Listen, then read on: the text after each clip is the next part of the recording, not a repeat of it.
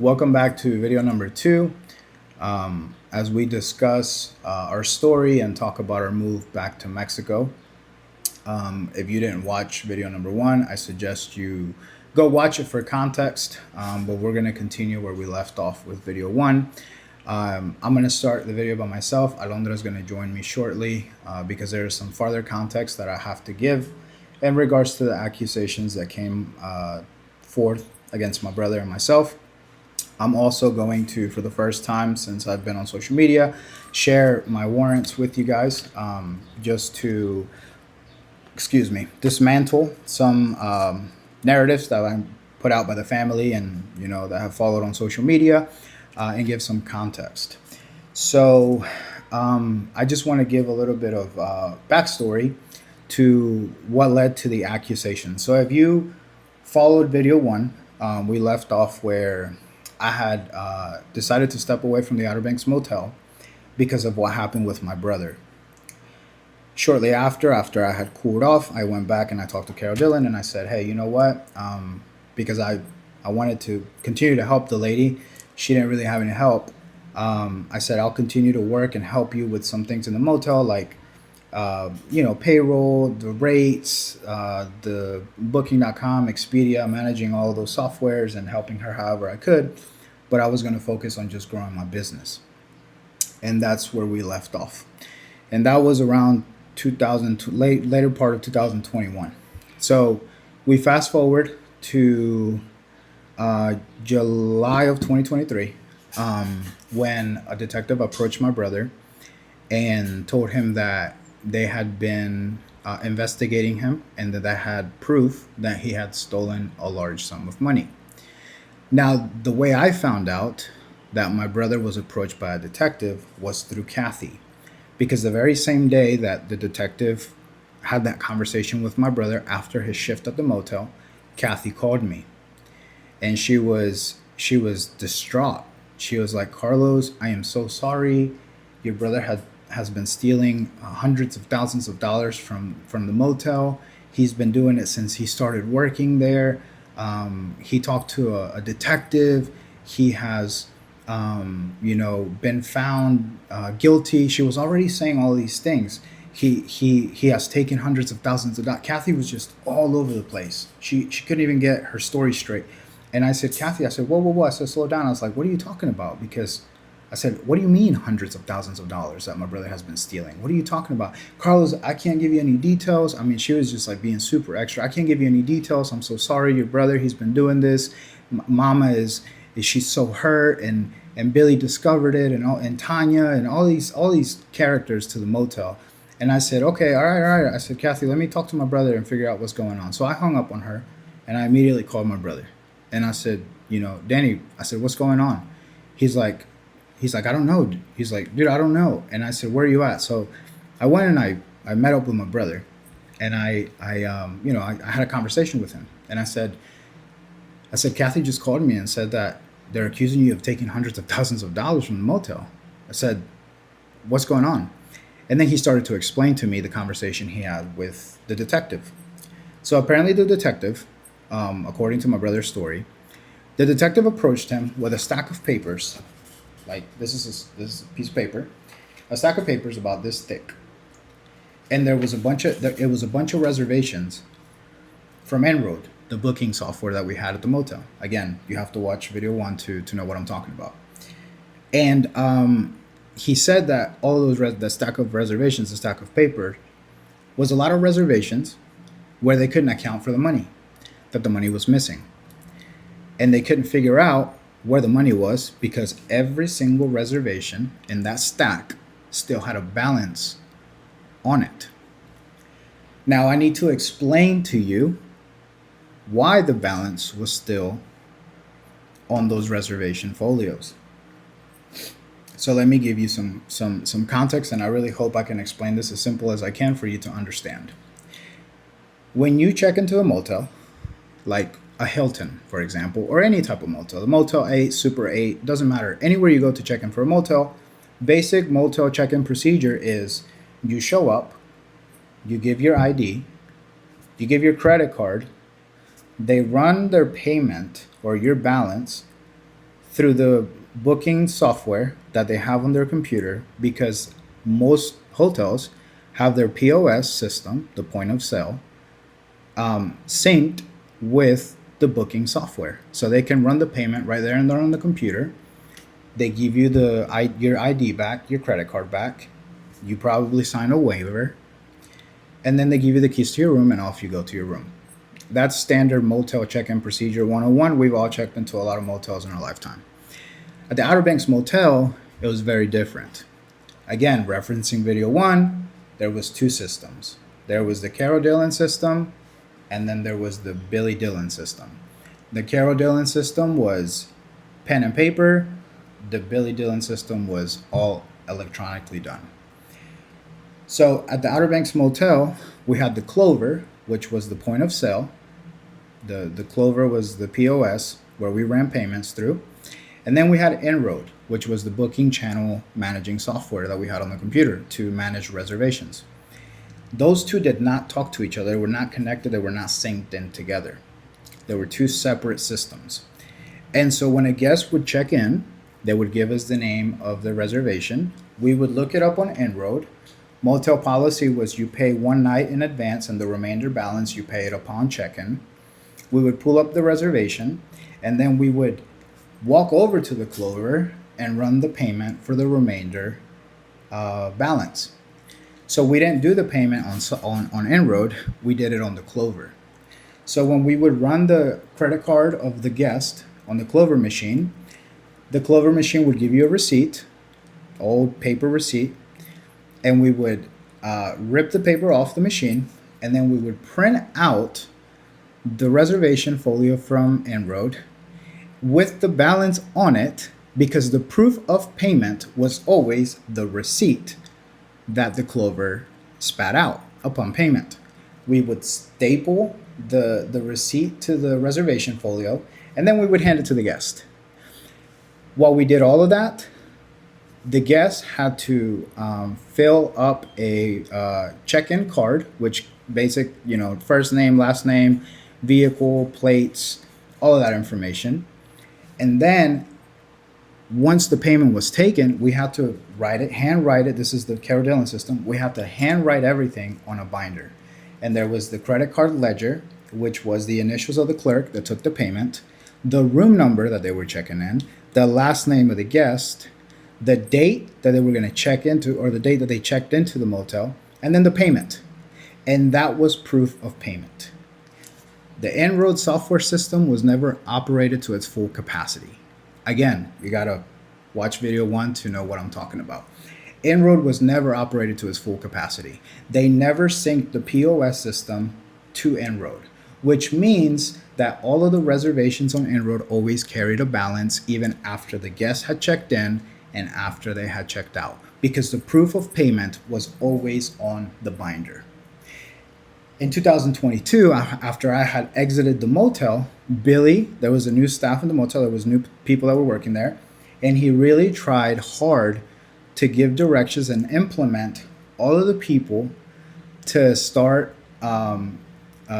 reconciling every reservation to zero. So when they would take the payment on the POS system, they had to manually go into the Enroad booking system, and every reservation, they just had to add the payment to the reservation to reconcile the reservation and show that it had a zero balance because it had already been paid. Not to mention, when a guest did the registration card, we also had to mark the registration card paid. Also, we have the big book with all the reservations that was handwritten. We had Enroad with all the reservations and all the rooms, and it was a reservation booking software. So we had all the reservations, but Carol couldn't use the computer.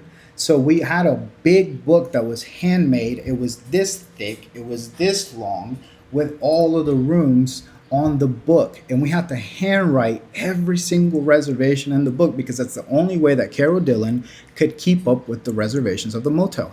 So when a guest would pay, then we also have to go to the book and mark it paid on the book with a pencil, so Carol Dillon knew that the guest had paid. So we had to mark it paid on the binder, we had to mark it paid on the registration sheet, we had to mark it paid on the big book, and then Billy wanted us to go and mark it paid on the computer.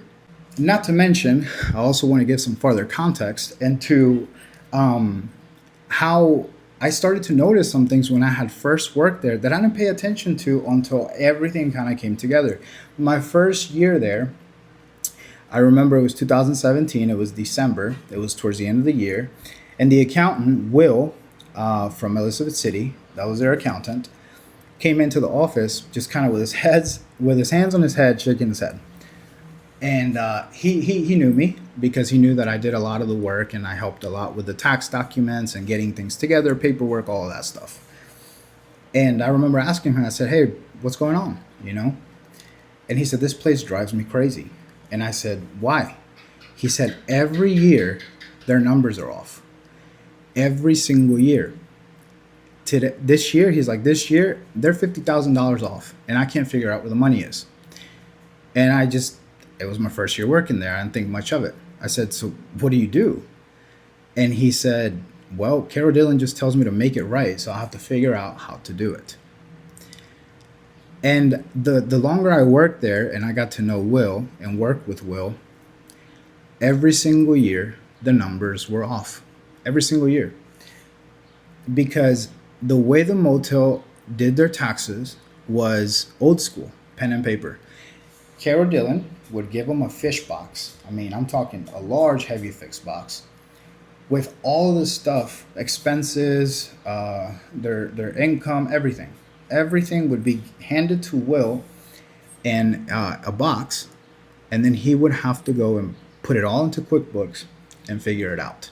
Because the motel never used QuickBooks to actually run all of their business procedures and expenses and their income and none of that. They never used QuickBooks for that. Everything was done by pen and paper.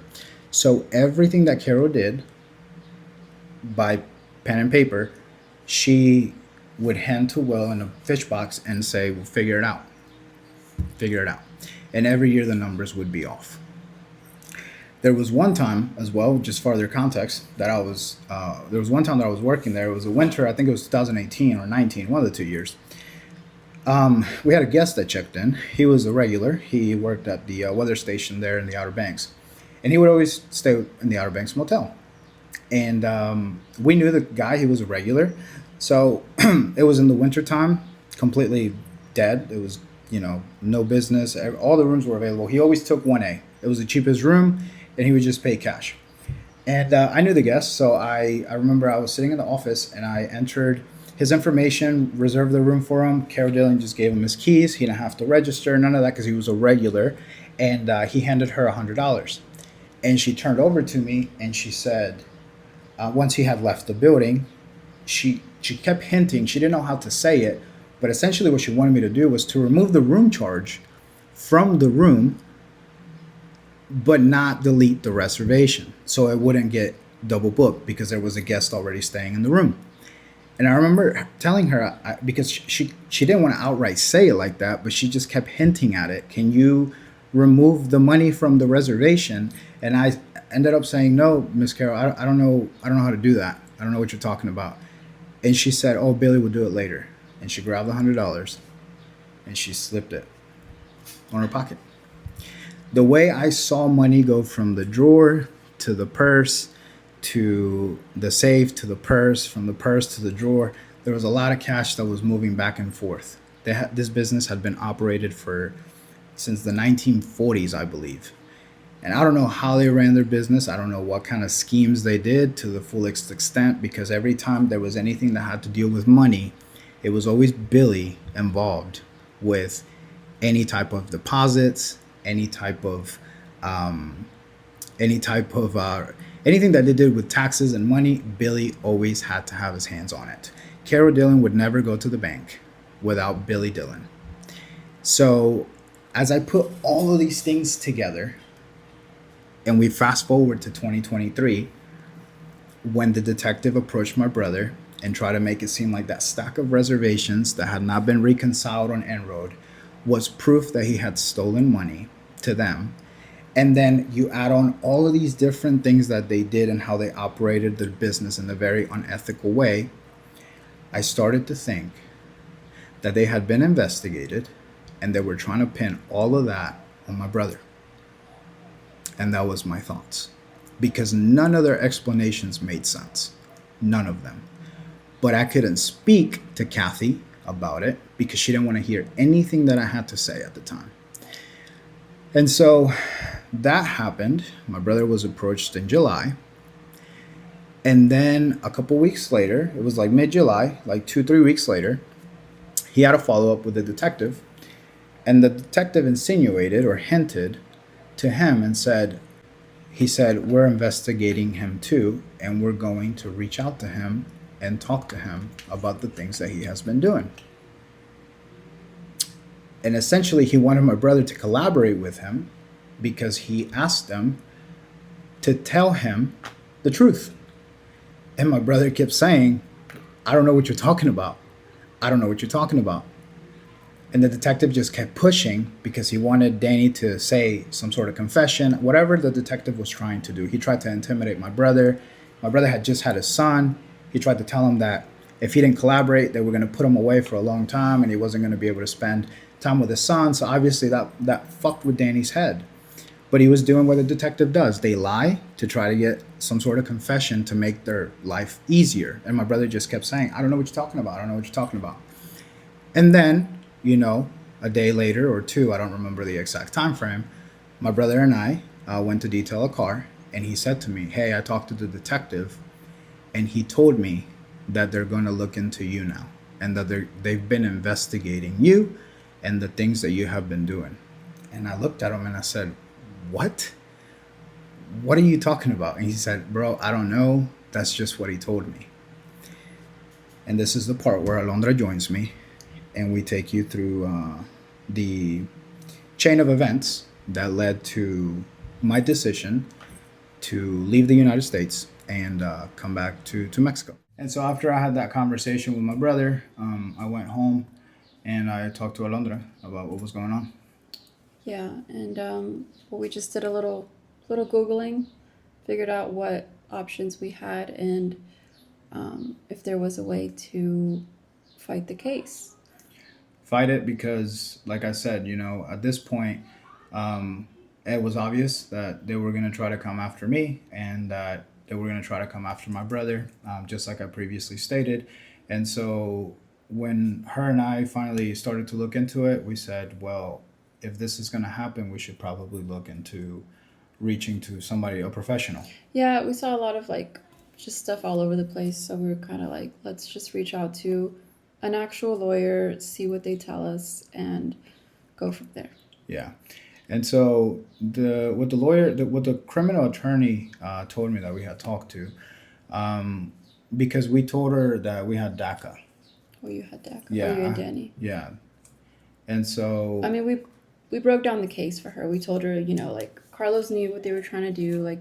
He knew how the motel operated, and it would have been an easy case. The issue lied in him getting arrested.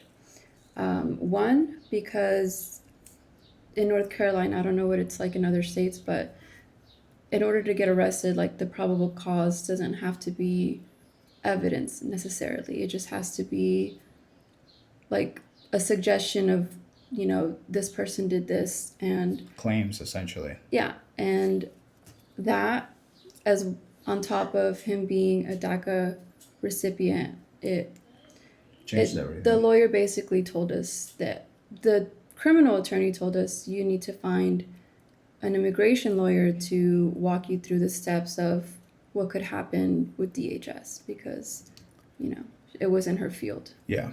And so we contacted an immigration attorney and also explained the situation to an immigration attorney, and we had a back and forth. And nothing that we were told was kind of favorable to what we wanted to hear.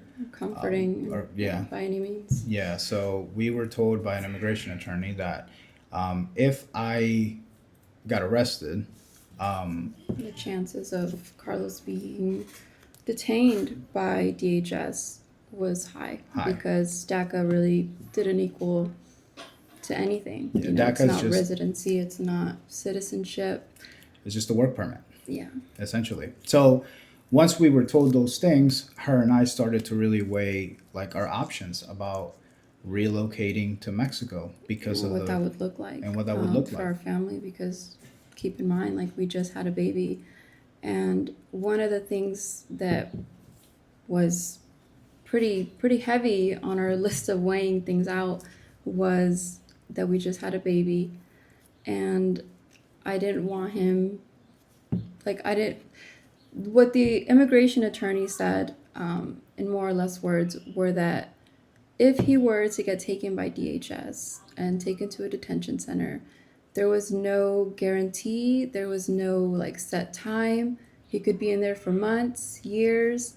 Like, it really was just up in the air. And hearing that, and knowing that Carlos ran that risk was just something that didn't seem worth it. Yeah, we were essentially the conclusion that her and I came to is we have to do what's best for our family because of that same reason that we had just had our baby. So we did start looking into where both Carlos and I have family here in Mexico. We wanted to do what was best for our kids. And, Carlos had family here in Puerto Vallarta. Yeah. And after looking into Puerto Vallarta a little more, we realized it was probably going to be the best place to land. Yeah. Because, Vallarta is a safe city. Adjustment wise. Yeah. It's just a bigger city. Yeah. And not to say that like we needed a bigger city, but having such a drastic change, we didn't know how that was going to be. Yeah, we didn't know, what that was going to look like. And so I reached out to my cousins that live here, and I reached out to them and kind of explained the situation. And I said, there's a potential life-changing decision that we might make and relocate to Mexico because of what was going on. And so once we kind of established that this is the place that we wanted to come to, if it came to it, right? Yeah, if it came to us making that decision, that's when I had a conversation with my brother. I went and I talked to my brother Danny, and I said, I remember telling him specifically and saying, hey man, I think that they're trying to use us as the scapegoats for the mismanagement of their business. And I told my brother, I talked to an attorney, I talked to a criminal attorney and an immigration attorney, and I told him the same things that I had been told. And I said, it's looking like if they do come through with these things, we could go to jail and DHS could get a hold of us. And so I talked to Danny and I told him that by then we had made the decision. That was going to be our best choice if it came down to it. Yeah. And then the deciding factor came after Carlos, you were out working one day. Mm-hmm. I think you were with Danny too. Yeah, I was with Danny. Yeah. And you got a phone call. I got a phone call from a random number, and I thought, at first I thought it was just a customer trying to get a hold of me. And it was a first phone call, and then it followed by a text. And the text was, this is the detective. I want to talk to you about the things that are happening at the motel. But I was working, so I just ignored it. And then it followed by a second phone call about 15 minutes later with a second text that read, or that said, I'm scheduled to speak to the district attorney tomorrow.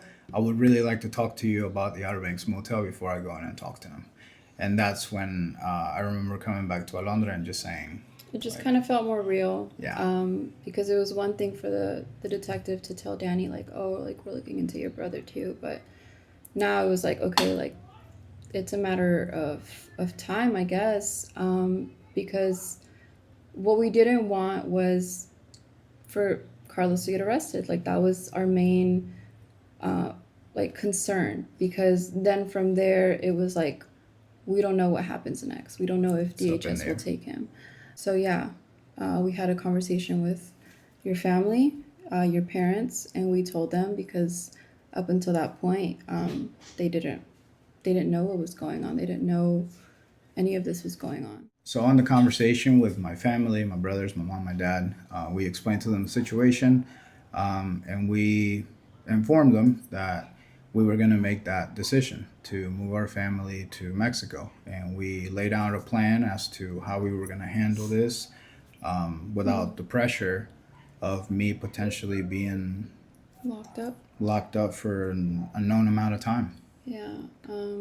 Yeah, like we basically just explained our plan. Like I would stay in the rental we were in until the lease was over, try and get rid of all of our things, sell as much as I could, and then meet Carlos. There was a medical appointment that we had in December, and then we also had to wait for our passports to get done. Yeah, to arrive for the kids because they didn't have their passports. So I, after we had that conversation, shortly after, I made an appointment to renew my passport. And we bought the plane ticket. We got the plane ticket, and just like that, man. I mean, just like that. It felt like from one day to the next, we had made the decision to relocate our family. So I left on a Thursday, and I can't really get into too much detail as to where I was mentally at that time because it's still really, really hard to talk about. But I essentially had to say goodbye to my mom, to my dad, to my brothers, to my kids, to my wife. The business that I had built, everything that we had built in the United States was just poof, it just disappeared. So you could imagine my state of mind at the time when I arrived to Puerto Vallarta that Thursday. My cousin Maggie was waiting for me at the airport, and I just remember making eye contact with her because I hadn't seen her in 20 plus years. And I'll never forget the day that I hugged her because my body just gave out. Like as soon as I landed in her arms, my body went numb, and my state of mind, like that first day here, the second day here, was an out of world experience. I mean, as you can I don't imagine. think there was no way to like process everything that changed so quickly within how fast it happened. Yeah. I think we were all just processing everything so slowly is what it felt like. And then Monday came, the weekend passed, and Monday is when your brother got arrested. He turned himself in. Well, Yeah. you can talk about that. Yeah, the detective called my brother on Monday and just said that they had, probable cause. I guess that's how he put it. I don't know the exact words he used, but essentially told my brother to go to the county jail and to book himself in, and that he would just go turn himself in, and then he could just get bailed out the same day, and he would be out. Fight his case From the outside. Yes. So my brother, the reason I knew this was because he was actually, on the midst of me leaving, my brother Danny and my brother Osmar continued my business. They stayed. We left the business to them, and so they were working. And in the middle of a job that they were doing, that's when my brother called me and informed me that he was going to go turn himself in. And, I talked to him that day, and I just said, all right, good luck, man. Let me know what happens when you get out, because he had told me that he was going to get out the same day. And so Danny went and turned himself in, and they had 3 charges that they booked him in for of theft. I don't remember the exact name of the charge, but the total sum of the alleged charges or accusation was for a sum of $900. It was 3 charges. And he had been set a bond of $90,000 for. Yeah, well, the bond being set that high was crazy, at first. And then obviously he didn't get out that day because, you have to go before a judge and do all that and ask for, I don't know, the process, right? And so we waited till the next day. And then the next day is when Caroline Jarvis posted what she posted on Facebook. Yeah. And that kind of caused just one thing after the next to happen. It really put things into perspective as far as how the community reacted. So she posted what she posted, and we'll share a screenshot here. And it's also important to note that Buxton, North Carolina's population is 1,500 residents. So you can imagine how fast it's spread. And again, I've made a lot of references in video one as to how small this community was, right? So that Facebook post spread like wildfire, and the events that led after that post were unimaginable. So that same day that Caroline posted that, our landlord, Kathy Williams, showed up at the door of our rental where we were renting, and she was like demanding to speak to Carlos, and I was like, well, he's not here.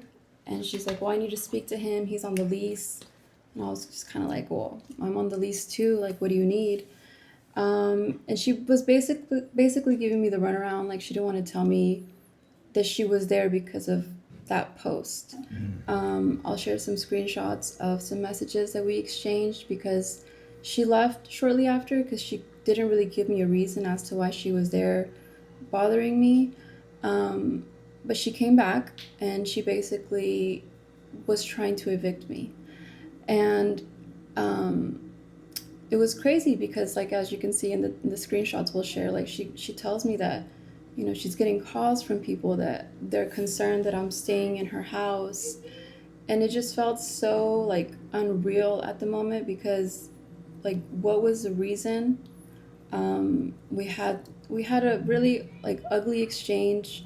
I had to call the non-emergent line for the police, and had a police be there because she showed up at the house again within the next few days, and she was just like harassing us, like being racially making just, racial comments. yeah. And sorry to interrupt, but just to add, but the reason why Alondra called a non-emergency number was because when Kathy showed up to the house, my brother Osmar was detailing a car outside, and he called her. My brother called Alondra and said, "Hey, She this was, crazy." looking for He me. said, "This lady's out." He said, "This crazy lady's out here, and she's like being really mean and really rude, and she's saying She some was, like, racial comments." to Yeah. Osmar, My 'cause, brother. you know, she didn't know who Osmar was. Like, he didn't live with us or anything. He was just there detailing a car. And so I showed up with the cop, and I was like, you know, she keeps coming over here. Like, what is it that? And the cop told her, like, you're not allowed to just come and harass her because she's your tenant. You have to have a reason. And ultimately, she was like, oh, like, you know, she brought up the post, or she brought up Carlos leaving one way or another. And he was like, if you want to evict her, you can evict her, but you have to go through like the actual measures of trying to evict her. Y'all can take it as small claims, if you know, whatever. But it was just crazy. It was just crazy that, you know, she was trying to do this because of people like telling her, I guess. And it Now, just, now that we look at it back, it's just people were trying to side with the Dylans. Like, that's yeah. what it was. Because even like to touch into my mom, that's something that I talked about when I talked about it on TikTok. My mother called me shortly after the exchange that had happened between Kathy and Alondra, and she called me crying. And I thought, you know, well, it's all of this just taking a toll on my mother, you know. And she called me crying. I said, Mom, I said, what's going on? Talk to me. And she told me that Marcy, her boss, had fired her. She said that Marcy had fired her from Buxton Munch because a member of the Dillon family went and told Marcy that my brother and I were thieves and that we had taken hundreds of thousands of dollars, and that my mom was going to do the same. And she basically just chose to to side side, because, publicly with the right, Dylans. exactly, like she chose to fire Carlos's mom. And it was just really ugly to see the way people showed their true colors, from Caroline's post. Yeah. A lot of, if you know, that island was already racist, like you can imagine, the stuff that came after that post. After that exchange with Kathy, the landlord, I decided that I was gonna leave.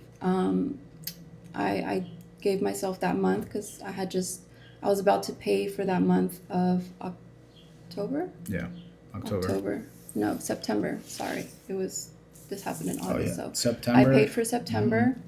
And left and in I October. and I planned to, that whole month I gave myself to sell as much as I could, give away as much as I could, and leave.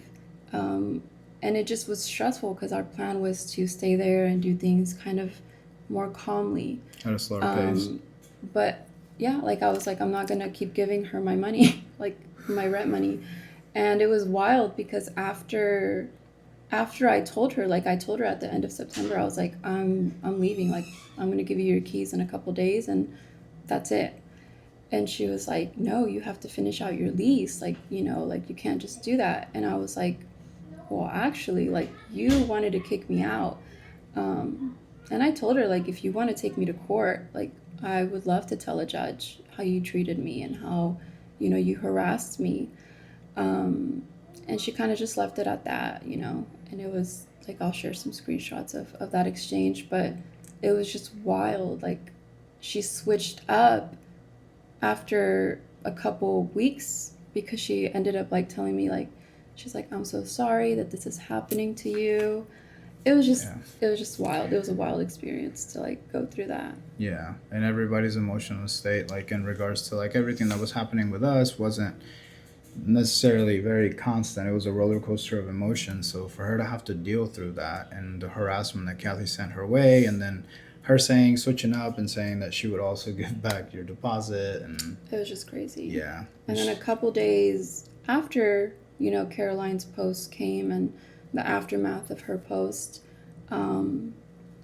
Carol's other daughter, Carol Lee, she made a Facebook post, and that's what kind of, it made it so clear that they were trying to like put the community against us and try and drive that hate towards Carlos's family, because it wasn't just me. Like it was his mom, it was his dad, it was his brothers. My entire family was getting just disgusting looks when they would be out because everybody genuinely believed that we had taken hundreds of thousands of dollars from the Dillons. And we'll share what Carol Lee posted, because what she had the nerve to publicly post was insane. Yes. And as you can see, this is what she said when she referenced my family, my wife, my kids, and said that there was a special place in hell for us. Now, this post was just pretty much the same thing that Caroline had posted, but the thing that really stood out to me was the fact that they were willing to involve my wife, my kids, and really just drive that hate from the community towards our family. And so then after that, I think that's when you made your Facebook post. Yeah. So shortly after that, I made a Facebook post. Basically in like response, because he had been quiet. Like he had been quiet online about it.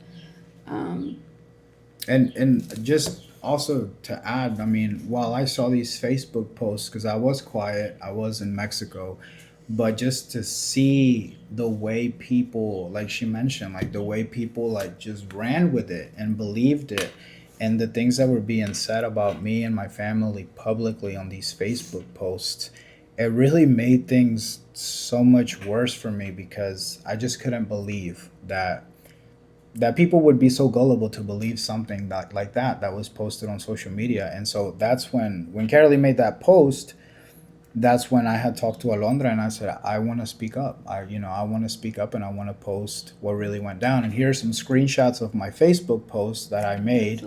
It's a long post. You can pause to read. I don't want to go through it all over again. But essentially, just to sum it up real quick, is everything that I referenced in video 1. I made it into a Facebook post, although not as detailed as I got into everything on my previous video.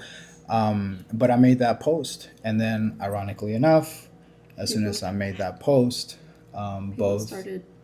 Oh yeah. Caroline and Carolee both deleted their post, and we got an influx of messages of people saying, like, we're so sorry, like we didn't know, and what happened. Yeah, like even messages of people saying like, we knew that family was corrupt, like.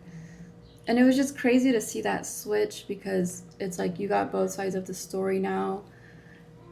right? And I don't know, it was just a strange feeling because you didn't really trust anybody anymore. Yeah, yeah. I went through that phase where I just for me it was like on a personal note, it was like it sucked that I had to go out and speak up. Didn't believe some of the messages that I got. I just felt like it was more of a, how would you say it? Like they were just trying to, Just trying to be hateful. I mean, there's really no way to really, like, they just wanted to add to the fire. yeah, But shortly after that Facebook post, things online did die down, yeah, they did. because it was just kind of like, I had spoken and I had talked about my side of the story, and that was that. Like that was kind of done and over with. but you know, in real life, we were still dealing with the aftermath. You know, Carlos was in Mexico and he was adjusting as hard as that was. My sister came shortly after Carlos left because I told her everything that happened, and she really like was what I needed.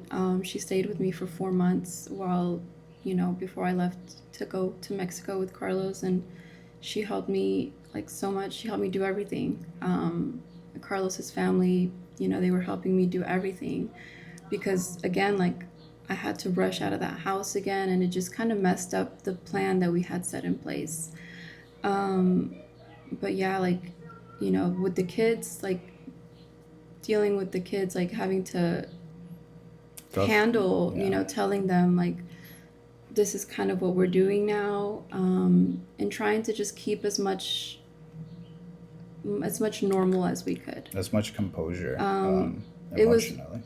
yeah, it was really good to have my sister there, and that we lived with Carlos's mom after I moved out because it just kind of made it feel like a little vacation for the kids because we did, you know, we went out and did stuff. Like we didn't just we realized that we couldn't just stay home and be sad about it. Yeah, Um, and Carlos, on the other hand, was here in Mexico, figuring life out. I mean, feeling the heat, feeling I had gotten here in the middle of summer in Puerto Vallarta. The culture shock was unreal. I had never felt humidity and temperature such shock. hot weather as I did on top of everything that was going on. But, you know, the hardest part for me in those 4 months was more than anything missing such special dates with my kids, with my wife. You know, I missed my son's birthday. I missed one of my daughter's birthday. I missed her birthday. I missed her anniversary in the span of 4 months.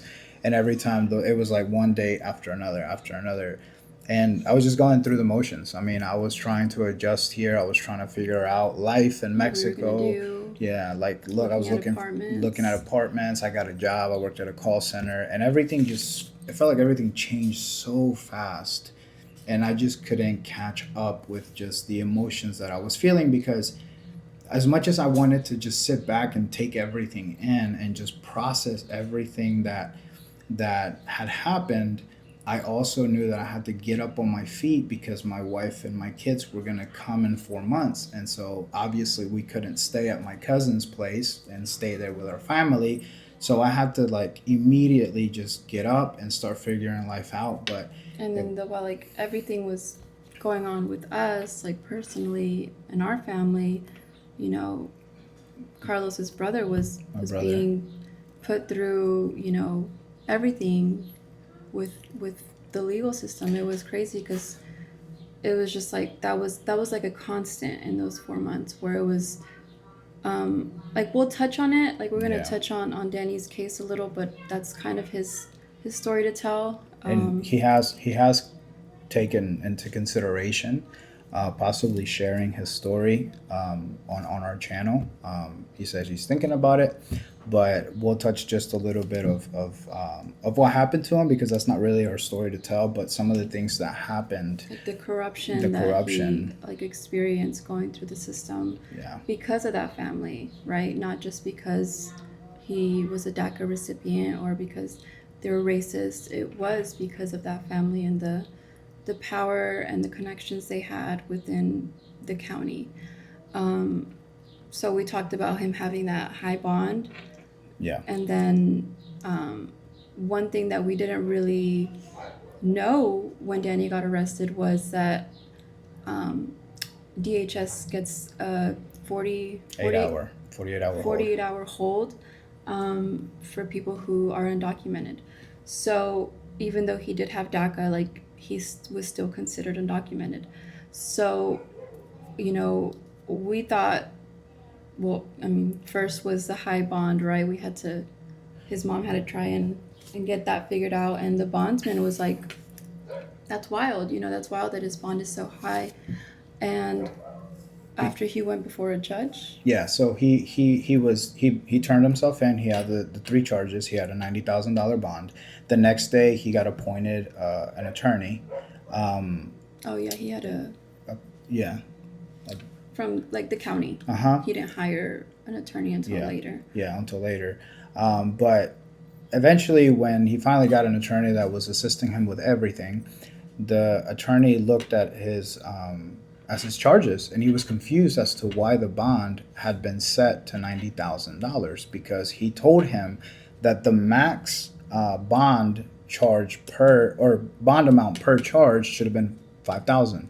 So the highest his bond should have been was 15, but they set it at 90,000. And so the Parker, his attorney, said that he needed to wait for a specific judge that was more lenient and that would probably lower his bond, because when he had his bond at 90,000, there was no way like my parents, could pay the. Yeah, there was no way to pay that 10% or like to put up something as like collateral for that. Yeah. Because that's what the bondsman, that's all he could offer. Mm-hmm. He was in a tough situation too. Like he was very helpful. He was. He was very helpful. He was. And he did as much as he could for Danny. Unfortunately, like it was out of his hands. So once Danny was able to go before that judge, and the judge was kind of like, what the fuck too, because the judge was like, why is it so high?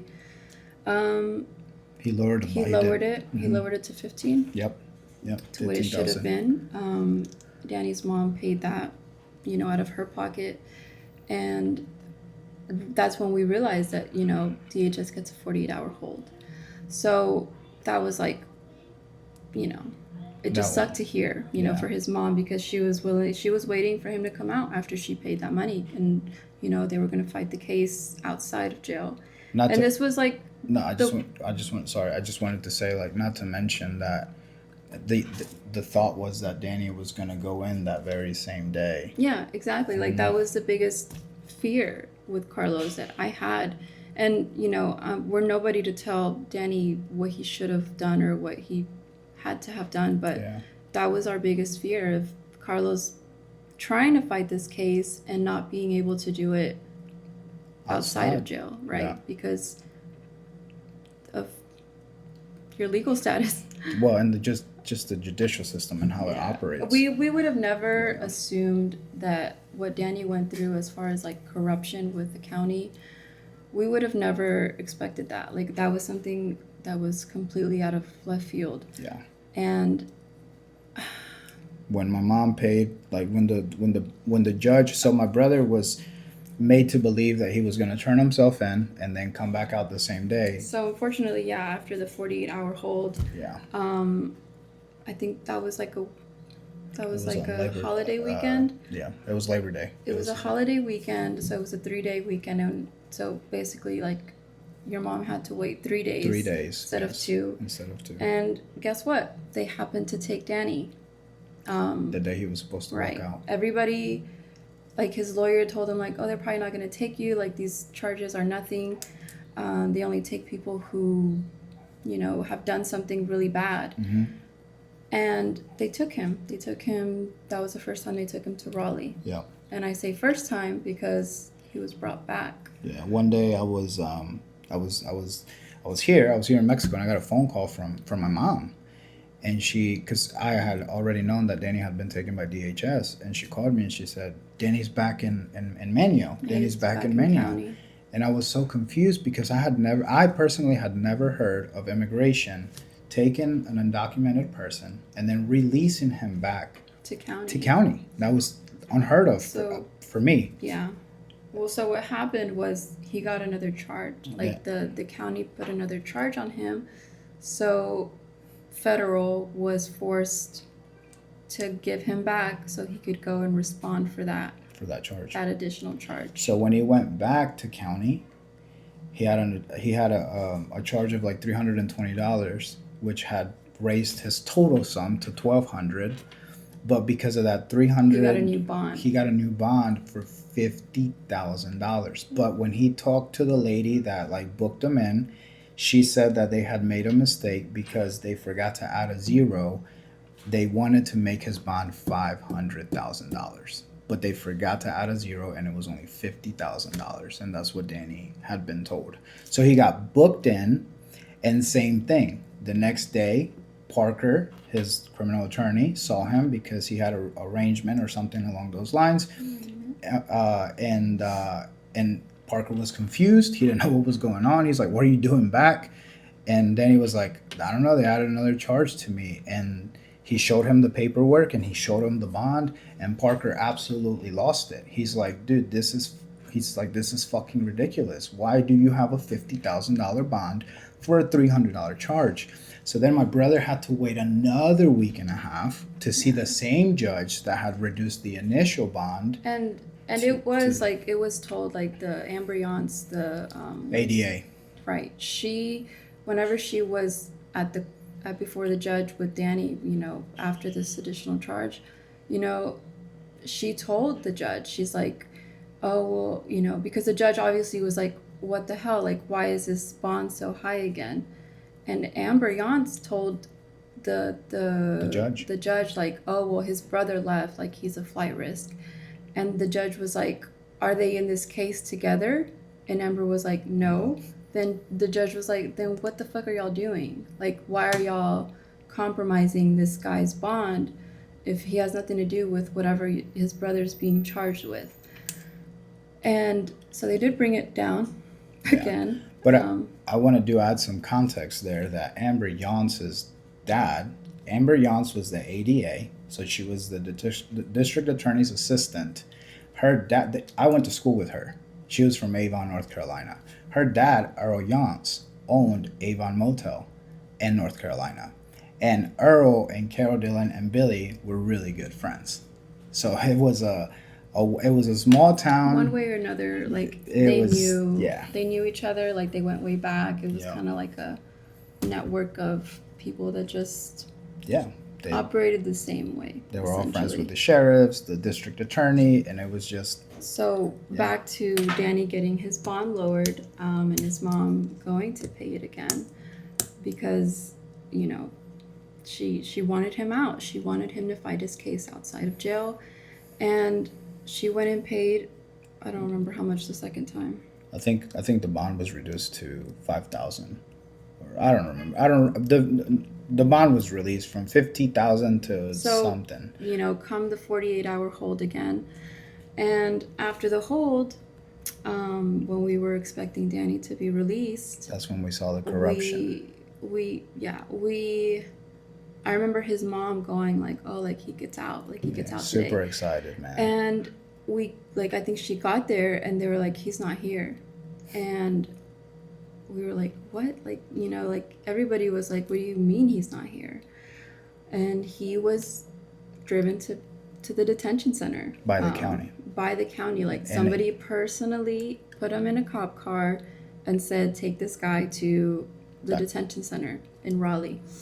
The people at Raleigh, like the people who book, the inmates, they knew him because he had already been there. Right, but they were not expecting him. They were not expecting him. They told him that. They were like, "We don't have you on this list of coming in." So it was just like, that's when how did that happen? Like, how was that allowed to happen by the county? Like, who signed off on that? To have a cop personally go and take something that's never been done before. It was a detective. And one of the cops. It was a detective that took him. It was. Yeah. The detective and a cop, but yeah. Because there was another cop who you kind of knew, and he told Carlos, he's like, never in my line of work. Like Have I in seen this that county, happen? have I seen like an inmate being personally driven up to Raleigh, Yeah. and it was just from there. It was just That was Danny's, that I was guess, it. start of at the time Immigration, not knowing, but what eventually led to him self-deporting. signing off his deportation. But Yeah. before that happened, Alondra and the kids, after the holidays and after the medical appointment in January, that's when Alondra and Well, so yeah, like yeah. after Danny got taken to Raleigh that last time, it was kind of like it was like a waiting game. Yeah. And while his mom was trying to figure out how to get him out with immigration attorneys, me and the kids were getting ready to leave. We got the passports. We spent the last Christmas with his family, Natalia's birthday, and we got our passports. And before I left, I told Carlos, like, I'm going to go to the courthouse and I'm going to get your warrants, because somewhere in the time he left to before I left, we got word that Carlos was being looked for because they wanted to serve him papers. Obviously, they never got a chance to serve the warrants, but we knew they were there, or we assumed they were there. So I went to the courthouse and I did get them printed off, and we'll show you guys what his charges were for. Yes. And this is just simply, and we'll show them now on the screen. But this is the paper right here. The accusations that were put on Facebook and everything that has. Yes, the whole old lady thing. Yeah, like that I took from this old lady. Here is as hard as evidence as I can provide. The fact that Billy's name is on the charges, because they were on Danny's charges as well, just kind of goes to show that it was him behind this all. Even when Kathy, Carol's other daughter, when she, supposedly found out about these charges that were being put against Danny, and then Carlos, she didn't know. Basically, she was convinced by Billy as well, that we had done this. right, it was something that Billy single-handedly, or maybe with his girlfriend Tanya, orchestrated essentially, and they made everyone believe that Danny and Carlos did this. Yeah. And then Caroline's post of the whole old lady over $500,000. And that's what, it's funny because Kathy even said that to me when she tried to evict me. She's like, we care about old people in this community, and I'm just like, well, what the hell does that have to do with me? Yeah. It was just man, it was quite eventful 4 months, yes, to say the least. But we got to Mexico. The kids, were so happy to see their dad after 4 months. And, all we had after that was to make up for the time lost, those 4 months. They got here in January. They got here January 1st. January 1st, start off the year, 2024. Yeah. And then it was around that time that my brother also had found an immigration lawyer. And again, this is a little more into his third immigration lawyer. This is again something that he would have to discuss if he wanted to talk about it. But he eventually found another immigration lawyer. It was his third one, and he was honest and said, "Look, man, your best choice is going to be to leave and come back the legal way." And it was just kind of after. Obviously, we were really disappointed because, Danny fought so hard to try and stay. It was just confirmation that we did the right thing, unfortunately, because that would have been Carlos too. Yeah. And another thing that I just wanted to add too was I wanted to give a special shout out to our friend Tucker Paddock. Because in the midst of my brother being held by immigration when he was in Atlanta, Georgia, Tucker decided to make a GoFundMe to try to rally some support for my brother. Oh, for like legal. For So you legal could get a good help, lawyer. so he could get a good lawyer. Yes, and thanks to Tucker. And one thing that I just want to highlight is that through this storm of hate that we got in our community, Tucker stood tall on his own and like spoke out on our defense. He was a kid that I had coached in high school and has come on to become such a great friend of mine. And to just see him stand up for my brother and for myself through these rumors and this hate Yeah, and all of this. he was like a young adult, and it Yeah, was just really, I don't know what word to use, but the fact that just brave. he stood his ground, because he did get a lot of criticism. He did, Tucker comes from a big family on the island too, and usually these big families they stay They stay together, together. right? And Yes. Tucker, he was outspoken about the fact that what they were doing to Carlos and Danny and what they were trying to pin on them was just pure corruption. Um, and yeah, he was. Tucker, if you see this, I love you, man. And I could never thank you for all the support that you sent our way, because that was a time that was really needed. And actually, that was also when he posted that GoFundMe. Ironically enough, it was a day or two before I made my Facebook post. So that was also that gave Danny some support after other people heard our story as well. Just giving the other side of the story, I think, Yeah, mattered a lot, because nobody I had. think, yeah, I think Caroline didn't expect, I think they didn't expect anybody to speak out. Like, Yeah, they really just thought that they were going to get away with this. Even now, like, we didn't want to speak on this because, you know, it, it was just kind of like bringing up the past. yeah, And this is why this will be like our one and done.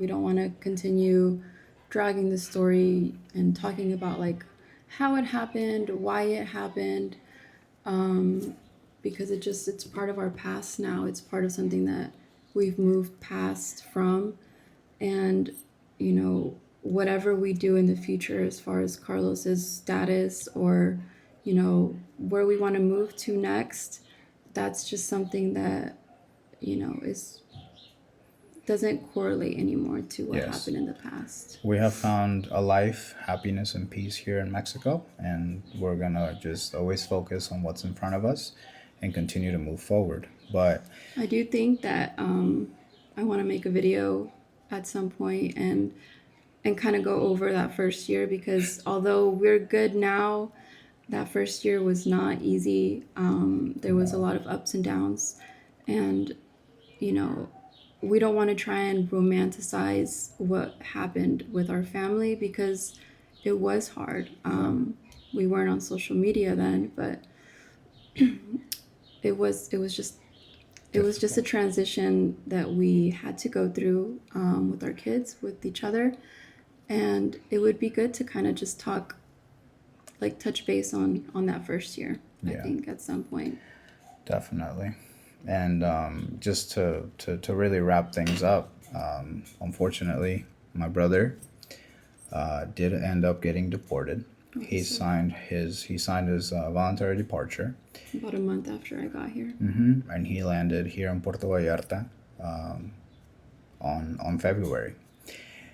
And once he landed, he had been here for about a week and a half, 2 weeks, and he got a random phone call from Parker, because he still had his U.S. number, and Parker said to him, "You're not gonna believe what happened." And then he was like, "What happened?" And he said, "They've dropped all your charges." Why they did that, we'll never know. We'll never know. One thing I do want to talk about, like I'll just kind of briefly say that about Danny's case is, for as long as that case went on with Danny in the county, Parker never received any evidence. What is that called? There's a word for it, Yeah. right? Legal A legal term for it, yeah. But I remember because his mom was always waiting to get that, to see what proof they had. And there was never anything. They kept giving, that's why the dates kept getting pushed back for the court, because they were unable to come up with anything. And anytime that y'all contacted the lawyer, you had that assistant. Yeah, well, that's like a whole different. There's a lot of details that we could have added, but a lot of those pertain to Danny, and they're kind of his story to tell. Maybe, hopefully, he'll be willing to, yeah, because what they did to him was not okay. Yeah. But that's really what happened. I mean, that's our story in a nutshell, and we tried to again, we apologize for making the video so long, but there were so many details to our story that we wanted to just give you a lot of context that needed to be given, because like, sure, you can sit there and say like, oh yeah, like he didn't want to be charged, so he left. But we're here now, and now we make content about living in Mexico, and you know, just what our life is as a family. Not that we, like, no reason as to why we relocated, just the fact that we're here now. Yeah. So as always, thank you guys for your outpouring support, your love, your sweet comments. We haven't had a chance to reply to all of them on our first video, but we will get to them eventually. And yeah, we will continue to just showcase our life from here on out. We are going to move past this. We wanted to talk about it on YouTube for our YouTube community, but like she said, we're a one and done. And from here on out is just looking and focusing on the future that it holds for our family. So thank you guys, and we'll see you on our next video. We have quite a surprise for you guys of a trip that we took, and we'll showcase that in the upcoming videos. Y'all have a wonderful night.